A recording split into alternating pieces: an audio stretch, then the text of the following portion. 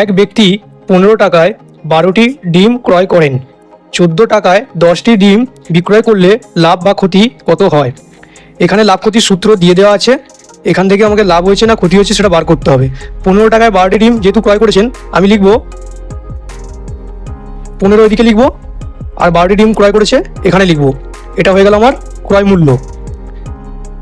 আর 14 টাকায় 10টি বিক্রি করেছেন, এটা হবে বিক্রয় মূল্য। 14 টাকা কটি বিক্রয় করেছেন? 10টি। এটা কোনাকুনি গুণ করে দেবো।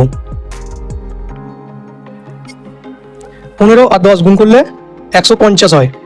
12 আর 14 গুণ করলে 168 হয়। এটা বিক্রয় মূল্য হয়ে গেল, এটা ক্রয় মূল্য হয়ে গেল। সূত্র অনুযায়ী বিক্রয় মূল্য থেকে ক্রয় মূল্য বাদ দেবো। তার নিচে ক্রয় মূল্য হবে 150 গুণ এখানে 100 আছে। 168 থেকে 150 বাদ দিলে হয় 18। নিচে 150 গুণ 100। কাটাকুটি করব। 5 3 15, 5 2 10, 3 6 18। ওপরে 6 আর 2 গুণ হয়ে আছে 12। 12 আগে প্লাস চিহ্ন, তাই এটি লাভ হবে। 12% লাভ, এটাই হবে কারেক্ট অ্যান্সার।